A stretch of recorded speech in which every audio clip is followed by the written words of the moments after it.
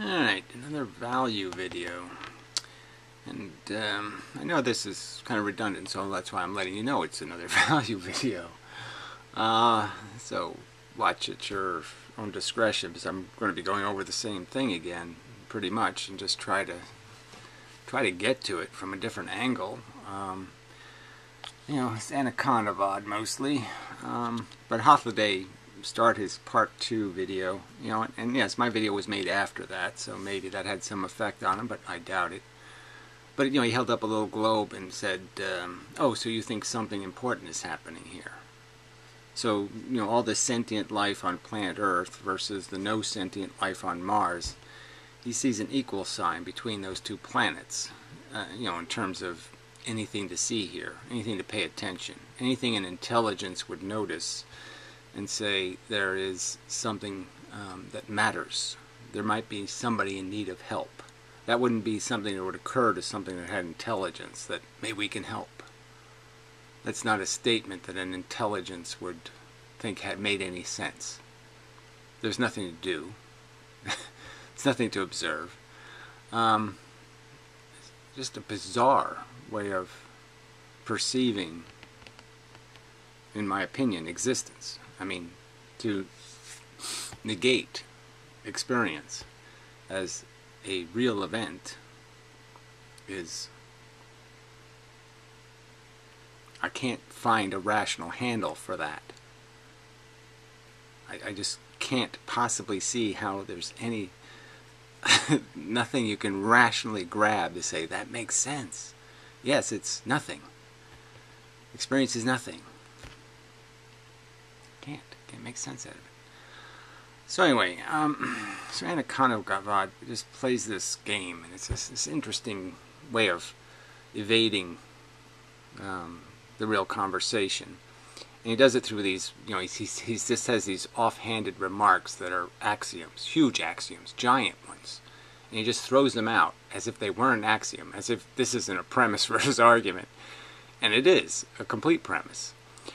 And so one of the little tricks I thought about was, is sort of, you know, he's sort of a kind of guy like, you know, obviously defining the truth. You know, we have to take the pieces and we have to put them into our brain. Our brain puts together our perception of reality. There's a certain amount of potential error in how we interpret reality. And I would argue that that error is pretty low if we do this honestly. You know, we don't jump to conclusions based on the fact that we want a certain answer, and so we make the math go that way, kind of thing. So if we're not leading the truth, forcing it into the square, you know, forcing the round peg into the square hole, you know, brains work pretty well, and you know, the margin of errors can be reduced because you gain more and more facts. So obviously, thousands of years ago, not too many facts. Really hard to decipher what existence was. Lots of phenomenon happening. Lots of reason to think the world's conspiring against you. You know, lots of reason to be fooled by coincidences, all kinds of stuff like that. And so there was lots of ignorance that was understandable. Not ignorance, wrong conclusions, because they had insufficient evidence. And I guess I would sort of argue that now we have so much evidence of our origins, our development through time, what the animal organism is, and how this brain can function. How it is a scheming tool that, when it has enough information, it can start scheming for the truth. Not for the truth for the individual, but for the truth absolutely. It can gain that third-person perspective. And he's kind of now perverted that third-person perspective into an anti-perspective. Like you either, again, his premise, his axiom is, you either are first person or you are third person, but you can't possibly be a first person with a third-person perspective. And that's one of his axioms that he's just built into the argument. So anyway, the other angle I was thinking about was, you know, if let's say I described reality using 100 pieces of evidence, and each piece of evidence had a 2% chance of error.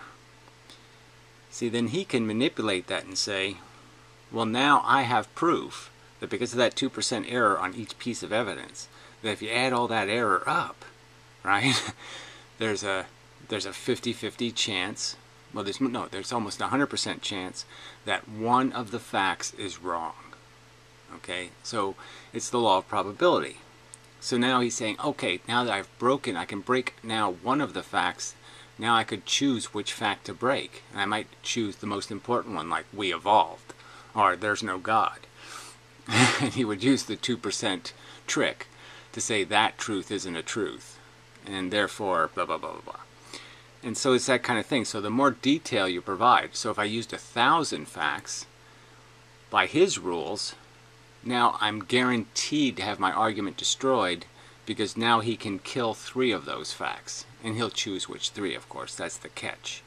You know, he won't declare the kind of irrelevant fact as the one that was wrong. He'll make sure and go right to the heart of it. He'll take the most important fact and say, that one's the one you got wrong.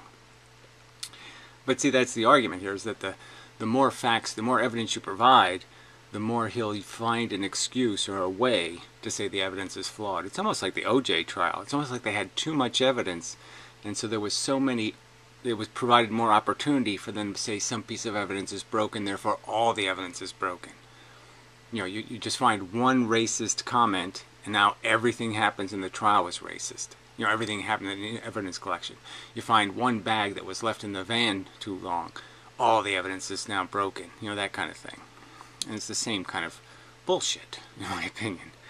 You know, I'll just discount everything because one thing is flawed.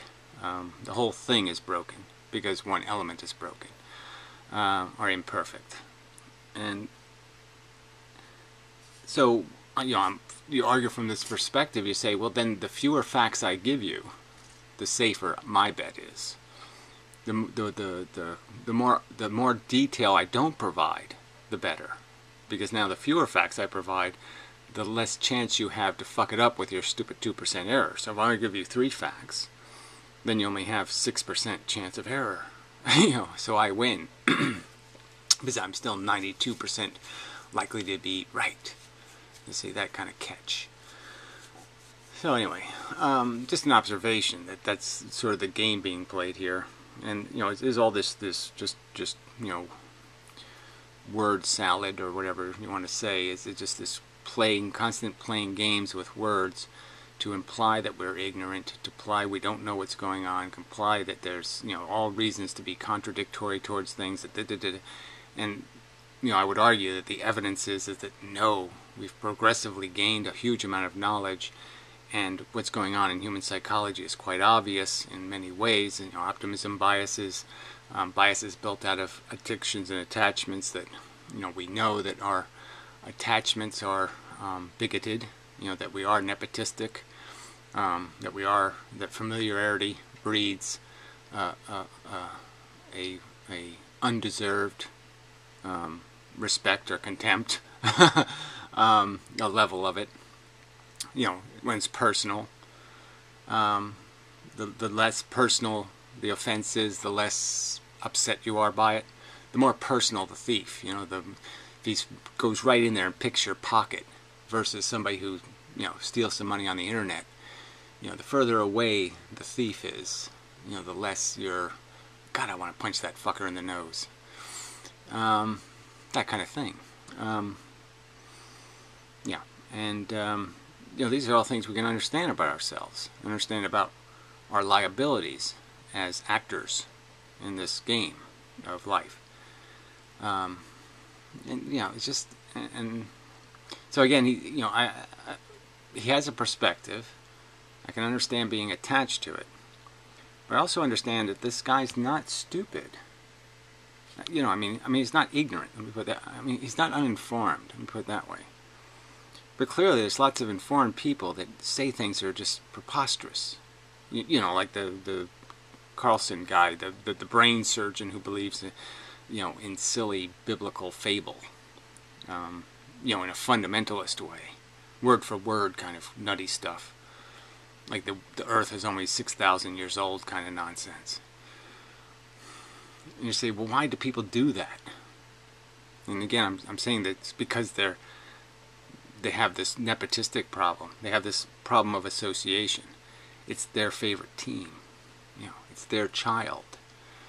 and their devotion is irrational, and they're just going to keep making defenses because of that irrationality, not because they can see clearly, but because they're blinded by that attachment.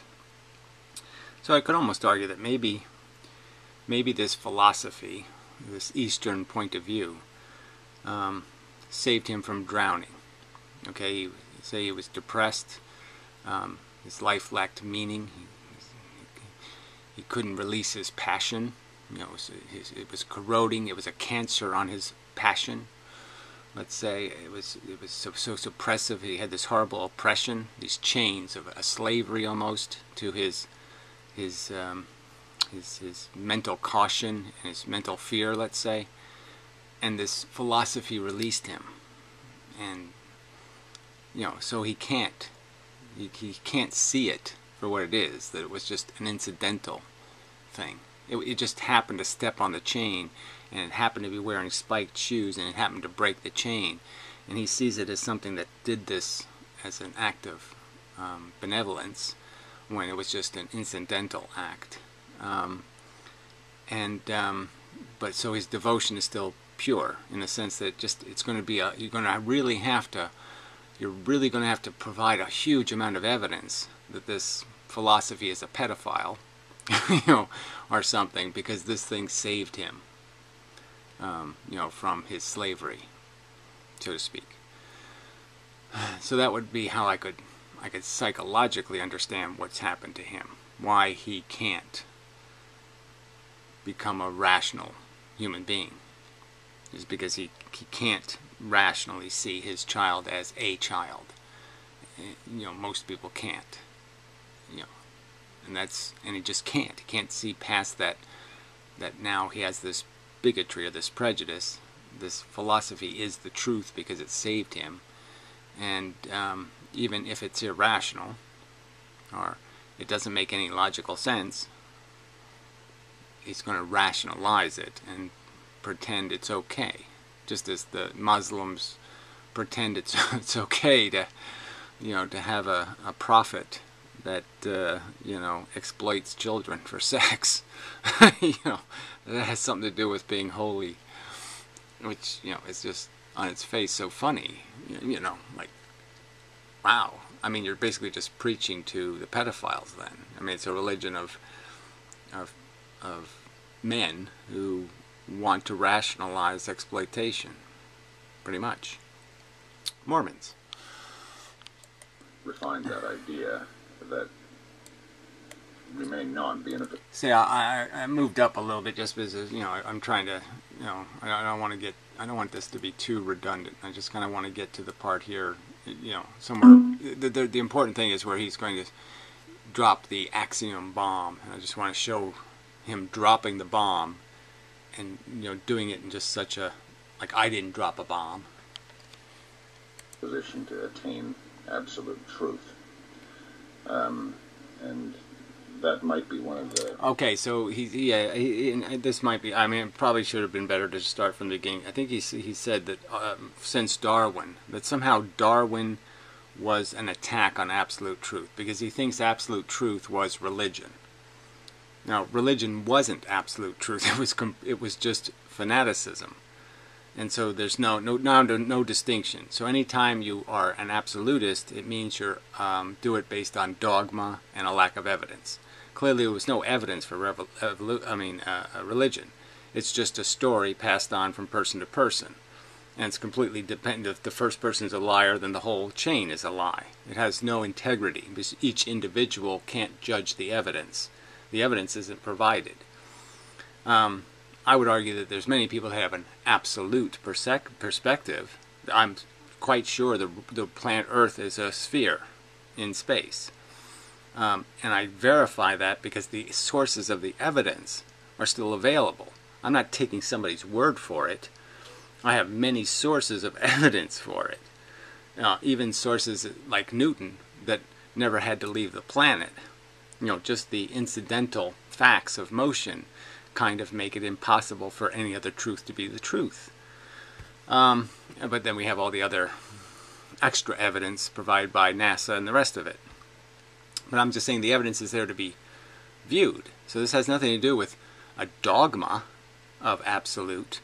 This has to do with whether there's enough evidence to convict. And yes, I understand people being somewhat cautious about some of these convictions, but I just mean, it's almost like the agnostic. What's the point of this, I'll leave the door open? Because they wouldn't leave the door open to the existence of, dragons that were as massive as 9 million nebulas, okay, and that had 6 gazillion wings and shot fire for 500 billion light years across the universe. They're not agnostic on that because they can see there's no evidence of it. It can't fit in this universe that we have. The box doesn't, there's no room for dragons like that. The dragon's bigger than the box. No reason to be agnostic. We know it's just something human beings can make up. I can make up things. I've said this before, but we can completely make up stuff that doesn't exist.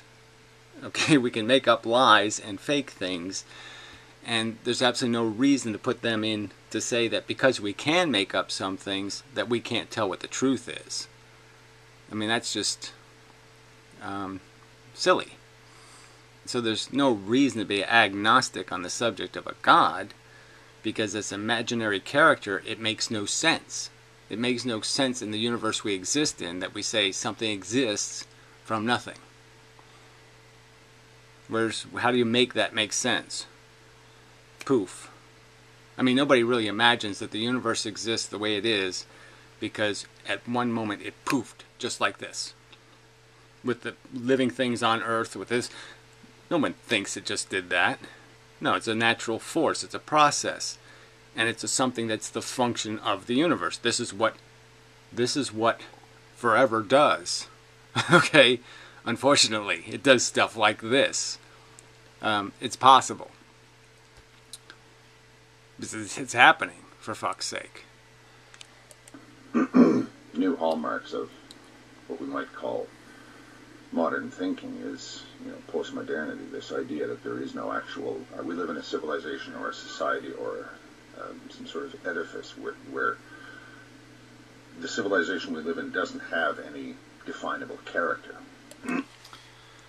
I don't even remember that part, but definable character. Well, I mean, clearly it does have all kinds of definable character. We can see the character ebb and flow. We can see it go in all kinds of directions, and we can understand why it moves in these directions because of the politics of the interest groups.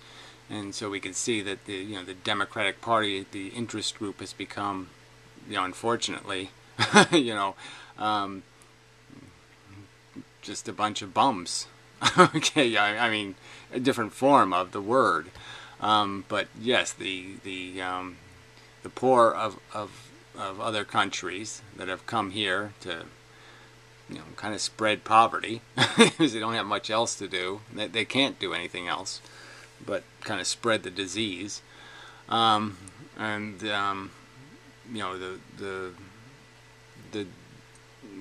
less competitive, the meek.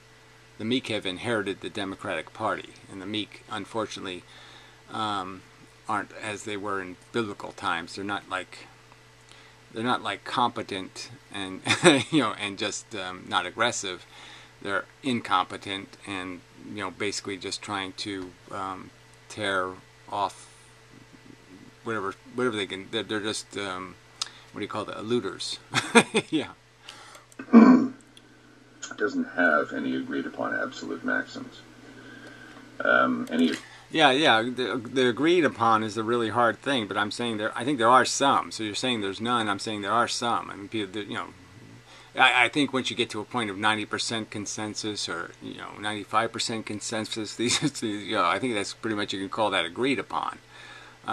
So I think there's lots of things that if I stated something as an event, rolling dioxin into the Great Lakes, I think we could all agree, nobody should be doing that. Agreed upon absolute truths or ideas.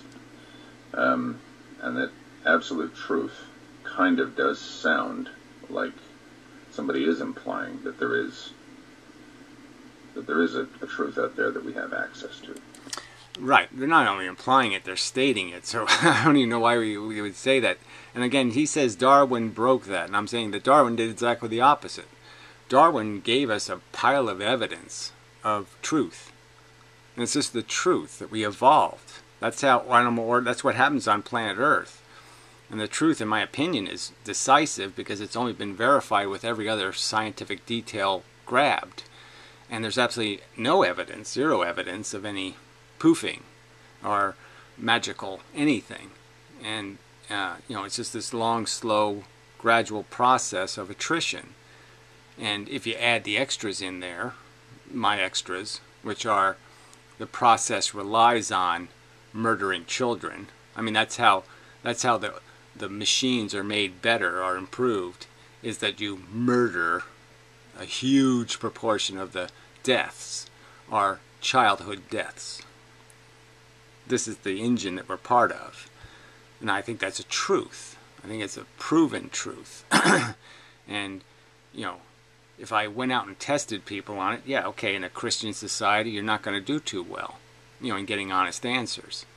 But I'm saying the evidence, I think, points to that. And I'm thinking intelligent people should be able to agree. That's what the evidence points to. That's what the process that gave rise to us existing. That's where we came from. And the evidence is strong, not weak, strong. I mean, again, do I have absolute proof of it? Do I have evidence that is beyond all doubt? No, it's not beyond all doubt. But I would argue it's beyond reasonable doubt. That of all the things, if you were to invest in, like statements I can make about reality, Donald Trump is stupid, okay, versus human beings evolved through a billion-year process. I gave you those two facts. And I told you your life is going to depend on which one is more accurate. Right? I think you're going to choose the evolution one over the one that, speculating about who Donald Trump is. Because maybe he's a fake. Maybe he's a really smart guy just pretending to be a really stupid guy or some other kind of bullshit. Sort of trying to argue the way the discussion is going. We're trying to argue which one is actually blind belief, the belief that there is no absolute value or the belief that there is absolute value. Well, again, the idea of having value, I mean, you don't even have to call it absolute, but I guess just conceding whether it exists or doesn't exist. I mean, would you, do you always have to make it an absolute statement? I mean, is evolution an absolute proven theory? That's really not what's being stated. What's saying is how good is it as a truth? And the absolute standard, I would argue, is just this reasonable standard. You can't go any further than that. So I'm just arguing that the evidence is complete enough to draw a reliable conclusion. And the conclusion you'd probably stake, you would love the stock market to be as dependable as that fact. If you had $1 million, you'd put it on that fact before you'd put it in the stock market. I think you would. From my perspective, my position is very easy to ridicule as religious because I really have no trouble at all with religious imagery. Well, it's not that you have just trouble with religious imagery, though, but it's the whole idea that you blow up the whole idea of rules of logic, and these would be like the rules of evidence in a courtroom, where somehow somebody testifying can go, I saw him on the sidewalk, and then say, I didn't see him on the sidewalk, and that somehow this is a reliable or useful witness. It can't be a reliable or useful witness. It's basically testified to two contradictory facts, and therefore can't possibly be correct. It's already declared itself incorrect by being incapable of describing a coherently possible reality. If you're going to say it's okay for me to keep presuming everything to be a facade and everything to be a fake and everything to be a cartoon or everything to be a matrix and everything, if you're going to constantly do that, then all you're really saying is you are going to declare anything you believe suspect because you're imposing that unreliability on it, because the next minute you'll say something that isn't consistent with any evidence, and you'll say it with just as much assertion. And I discuss it all. I don't have any beliefs in anything. But, what do you mean when you say belief, right? It all depends on, belief is in the eye of the beholder. Well, it really isn't. It's based on the quality of the evidence. So again, to say that guilt or innocence at trial is in the eye of the beholder is just breaking the rules of reason. I mean, if evidence isn't going to mean anything, then, aren't you just basically saying, fuck having a brain? And I guess that's what you're saying, because you want to live outside of the rules of logic and reason and the third person perspective, and you want to just go back to being a piece on the game board, and you don't want to know there's a bigger game. Take as your axiom and what you do with that axiom. I would say that my position is often referred to as a nihilistic position, but that's simply because I don't take anything for granted. I don't take anything... See, there's another way of saying it. I don't take anything for granted. No, what you don't do is you don't take account of anything like proportion or reasonableness or the weight of the evidence. So you consider every question, no matter how much evidence is involved, as just being some kind of flip of the coin. You've somehow neutralized them all into being uncertainties, and all questions and all answers are of just the same reliability, and that just isn't the truth.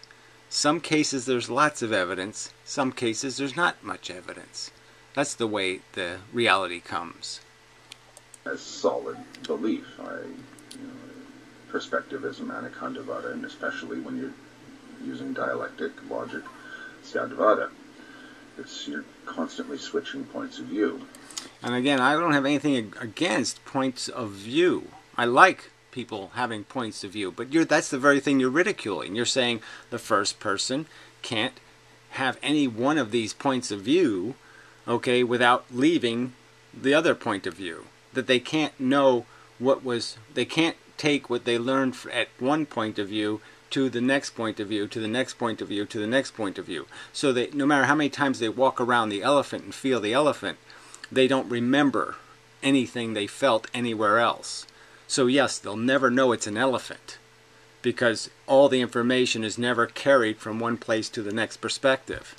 So it's never combined. So there's no point of having these different points of view if they're just going to be kept in isolation and kept as only partial stories. The whole idea is to take all of those points of view, put them together to get the three-dimensional diagram. You're just turning the camera off, cutting the memory off, moving the camera, doing it over again, turning off the camera, turning off the memory, do it over again from another, and so you're just always remaining ignorant. And then you're using that as an excuse that I can't know what the elephant is, because somehow the information doesn't get transferred from these different perspectives I'm able to visualize. And of course it can be combined. And it doesn't really matter whether or not you can actually take anything for granted when you get used to thinking like this. When you get used to looking at something from every conceivable angle, and everything that you do, you look. Well, again, every conceivable angle, we can't even do that, so we can't see it. We can only imagine it from many angles. I can imagine myself from the angle of inside my intestines, but I'm not going to be able to do that in an accurate way. I'll just do that in some sort of I made it up based on what I have knowledge of what guts are sort of like. But it's probably not going to be an exact representation of the truth. But again, if I use my knowledge, if I use what I've learned throughout my whole life, the diagrams I've seen of where the guts are and where the different parts are, I can make up that perspective and be fairly accurate in getting at least the heart's over here and the liver's over here and the kidneys are here, and I could do that. Got that way. Which, arguably, is a nihilistic position. In some ways it is, in some ways it isn't, I suppose. Again, well, again, in some ways it is, in some ways it isn't. It's all this wishy and washy and wishy and washy and wishy and washy. The point is if you're going to say that the experience, okay, isn't a significant event, I don't think you're saying that. But I think what you are saying is that I recognize this experience of rising out of the dungeon as being much more powerful than the experience of falling into the dungeon. And I would argue that that's just not paying attention. That's just convenient, one-sided perspective. You're the one lacking perspective. You're seeing everything rising out. You're not seeing anything falling in. And I'm saying the law of conservation means you're not going to win, because there's things that are going to go in that are never going to rise out. So there's always more stuff falling in than there'll ever be stuff rising out. Sevenfold theory of maybe. Children, especially. That I always refer to. What's nihilism? It goes down to what do you believe? Do you believe that we have a solid bedrock on which to base everything, or we don't? Or we... Again, so why this is even a question for, like I said, informed people, I think we have lots of solid bedrocks. Yeah, I think we really do. And I think evolution, I keep pushing it. But if you really take it for what it means, and you don't take it for granted, you don't, you just say the words without really thinking about the process, it explains everything. It's all in there. C-R-A-P. Consumption, reproduction, addiction, parasitism. It's all there. May not, or even if we do, we wouldn't be able to actually, there's more than one way to see the solid truths that we have. Again, there really isn't more than one way to see them, in the sense that, they're decidedly on one side of fences or on other side of fences that can be described. They have properties, the properties can be described. So again, this is just more talk implying that there's some confusion about cupcake and nail in the eye. And I think the evidence is solid. And it's, there's no reason to pretend that, it's confusing which one is bad and which one is good. And language is limited. See, that's one of the axioms he just throws out. Language is limited. Arguably, if we took language seriously, it's powerful. So, yes, you want to say it's limited.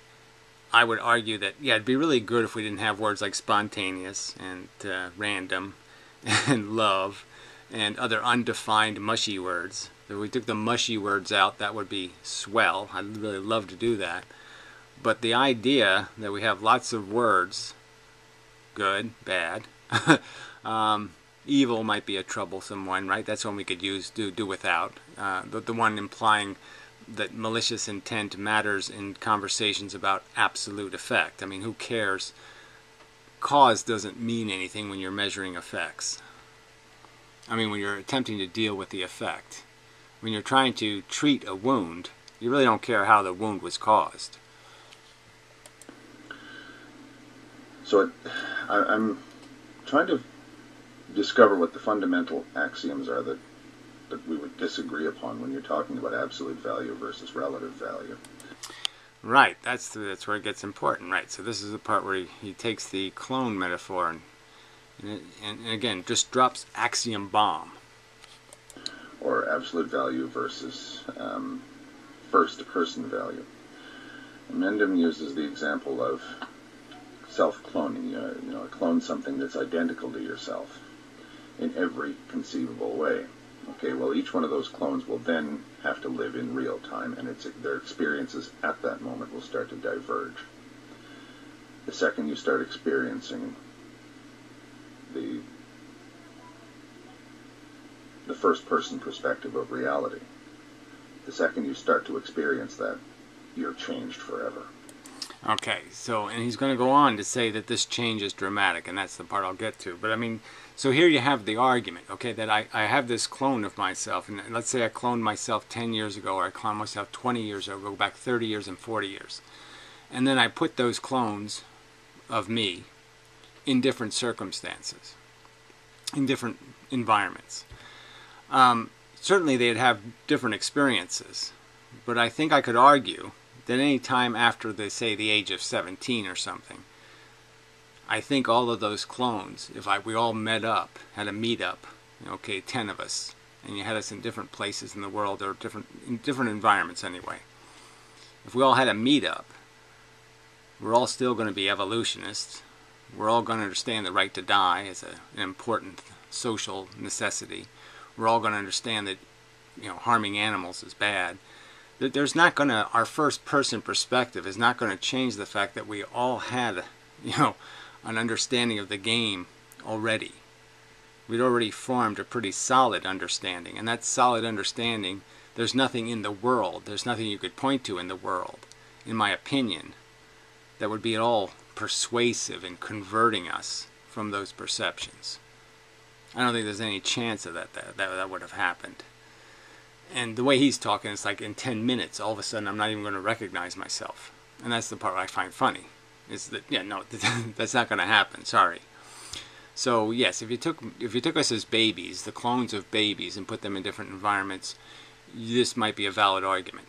Because, yes, a lot of who I am is probably a byproduct of the fact that I lived in the South. I lived in a place where there was a lot of animals, a lot of bugs especially, and I did a lot of observing of life, living things, living. And that had an important and substantial effect on me. And so without that, I wouldn't be the person I am. But I would argue that I became quite immutable a long time ago. There's something law of... I mean, some of the Garys would be very impressed with this Gary, right? The other Garys would say, see, maybe one of them would have already done the physics things 10 years ago. But I don't think so. Because these were special circumstances that led to me doing this physics thing. But, I mean, they might be terribly impressed that, hey, this Gary did this whole physics thing. That's really impressive. Way to go, Gary. And, maybe some of my other Garys would have done the art thing for, 20 years and maybe would have turned into quite a good artist. Who knows? But I'm just saying that this idea that you think Gary would have turned into a Christian or something just ain't going to happen. Or a Muslim. No way. Karma-ish about that. Where you're... And I'm saying no way just because of the fact that once you do know, once you see the truth, once you know how to count from, once you know that 2 plus 2 is 4, you just can't get the answer wrong. You just can't go back to not knowing it. Experiences basically form what you call your character. That's what makes you individual, is your own experiences. Right, and I'm just saying that I think you would know that, that's true through maturation. But once certain things are established as understood truths, and once you have tested them in the world and found nothing that even dents, I mean, doesn't even, they're like stainless steel. I haven't had anything close to a doubt experience in the last 30 years. I mean, not even anything close where I said, oh, gee, that's such a great argument. Just hasn't happened. Everything that you have experienced, no one else has experienced, because experience only takes place in the first person.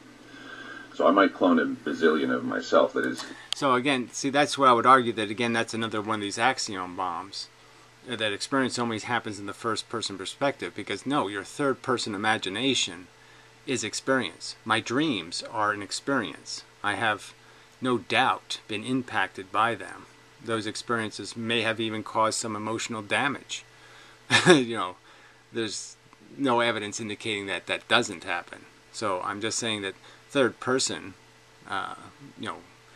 visualizations of realities I don't live in, ability to see reality from perspectives I don't have, that information is valuable.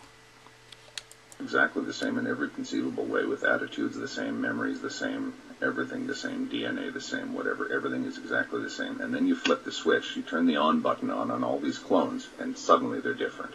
See, suddenly they're different. I mean, they're really not. It's going to take a while for them to be different in any kind of meaningful way, in my opinion. And if they all stay in this living room, I'm going to argue that even if we have different experiences, like one of us stubs his toe, or one of us gets his arm whacked off, all of us are going to have a perspective on that happening in that event. And we're not going to substantially diverge in any substantial way, because we're still going to learn from each other. All of them. All of them will start to see reality from a different perspective from then on in, forever. You know, the second you're in the first person perspective, your character, your you-ness diverges from everyone else's. So again, and I would say that divergence is minor, almost minuscule, and would remain so. I would recognize myself.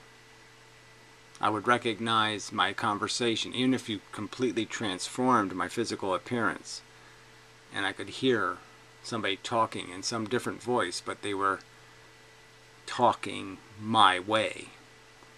I would recognize it, I think. So I just don't buy this argument that the divergence would be substantial. But for the purpose of this argument, again, my purpose in using the argument was to just demonstrate that how much different would it have to be? How long would I have to be separated from me before I start to see myself, okay, as something worthy of being incarcerated, tormented, abused, and eaten? I made a video. I mean, when do I start making a lampshade out of me? How much non-me does it have to get? How much do we have to diverge, for me to find a rational excuse to say I should be a lampshade? And I'm pointing to the other guy, but I'm really pointing to me. Long ago, about the process of being born. You're in the womb. You're jerked out of the womb. Everything is completely and utterly and totally different than it was when you were in the womb. Well, I don't think that really matters, because I really don't think that part of our existence is substantially incorporated into who we become. I don't think there'd be any evolutionary purpose in it. Those experiences aren't coherent to anything. We don't even know what gravity is yet. It's really hard to draw any conclusions. And certainly there'd be no reason to have a substantial amount of our psychology dictated by events in that period of time. So I don't really... So again, this is sort of an axiom bomb, that we're already developing our awareness inside the womb, and we are having events happen to us that are being critical in terms of our psychiatric development. And I'd argue that there's no evidence of that. The game doesn't start until you're on your feet. In my opinion, the psychological game. I often liken that to the dream state. You can't remember your dreams because the underlying reality that the dreams were taking place in is so different from your waking world that even if you can remember it, you can't put it together in your own mind in terms of a coherent memory, at least in terms of the memories that we're used to having. So there's another bomb, in the sense that you're saying we don't remember our dreams, but yes, we can remember a lot of them. A good portion of them, and they're only lost in the sense that they're probably written to the same space, the same brain space, and it's the part that's like the hard drive. It's getting rewritten, and so that it gets lost because it's not being stored, because there's no reason to store it hard, because it is a dream event, not a life event. It's not supposed to be as permanent. It's practice. You don't want to take it too seriously. But I think we clearly learn from that practice, and when you do remember a dream, it does give you, you do reinforce it. But clearly they can have psychological effect, I think. unbeknownst to us, that I think can create psychiatric conditions. Who knows? I mean, it's hard to know how. Like, you know, I have experienced vertigo, and I never had this problem. I mean, I used to be, you know, I could go up a 200-foot tree, no problem. I had no problem with heights. And then all of a sudden I had a problem, and it was a significant problem. The whole world goes woozy, and, you know, I'm going to puke and faint. Bizarre. You're saying, where does that psychiatrically, where did that come from? You know, and I can't find events that made it happen. You know, I mean, little subtle ones, like, you know, I almost fell off a roof once, you know, roof and a roof, but I didn't take it all that, you know, I mean, it was an event, but it wasn't until years later that I got the vertigo. And maybe it takes that long for some psychiatric thunder to vibrate through a brain and start doing its damage. But I'm just saying that regardless, it's really not the subject, right? I mean, if I had a Gary clone and one of us got vertigo and one of us didn't have vertigo, the Gary that doesn't have vertigo isn't going to say, gee, what an asshole he's become. I would say the same thing about any experience. When I sort of create X number of clones of myself, they're all the same as me until the first person perspective kicks in. Then they all diverge. Utterly diverge. Okay, that was the sentence. Utterly diverge. And see, that's an axiom bomb. And I'm saying, no, the divergence is going to be very slight and very subtle, especially the older I am when you clone me. I think it's going to be even harder and harder for the divergence to take place. The old dogs don't learn the new trick kind of argument. And the very fact that people who are actively engaged in this thing called philosophy, or who have spent their whole life thinking about living, which I have done, you're going to have a lot less chance of having a significant divergence. Now, if we're going to talk about some, you know, hillbilly who isn't very well read, and who hasn't thought much beyond, my mommy told me God exists, and that's as far as they went, well, maybe there's lots of ground for divergences, because there's lots of ground for exposure that could be significant in terms of, you know, they could listen to a Dawkins lecture or something, who knows. And there could be a profound change or revelation. But I'm just saying, I don't think that would be a reasonable expectation in people who have challenged the world and eagerly tested their ideas, aggressively tested them. We can sort of infer things, but even after that, it's dodgy. So again, the real point I want to make is that this has nothing to do with third-person perspective, and so he's kind of broken the subject of the idea of knowledge of third-person views of the world. And again, understand that any clone of me is going to have the same third-person view of the world that I originally had. And I'm going to argue that the facts that make that third-person view resolvable, Darwin, all the science since, and my knowledge of that science, isn't going to change. So I don't think there's going to be much divergence in that third-person perspective. Yes, the individuals will all have their own miseries, and they will become weaker or stronger psychologically as we diverge. But I don't think I'm going to be incapable of understanding those divergences. Know what that person is experiencing. I don't. And that's the problem, I think, with absolute value. It's not only is it potentially wildly inaccurate, but we have no way of... Okay, potentially wildly inaccurate. Again, so, you know, based on what? What piece of the theory, my theory of value, is this huge potential to be wildly inaccurate? What, there does exist a God? What exactly are you saying opens the door to this wild inaccuracy? The mere fact that I'm testifying to the fact that I arrived on planet Earth, the first thing I realize is I have these sensations, that they come in two kinds, good and bad, avoidable and not so avoidable, attractive and repulsive, however you want to turn that into desire and repulsion. But regardless, is that really suspect? Is it really measuring whether or not it's accurate?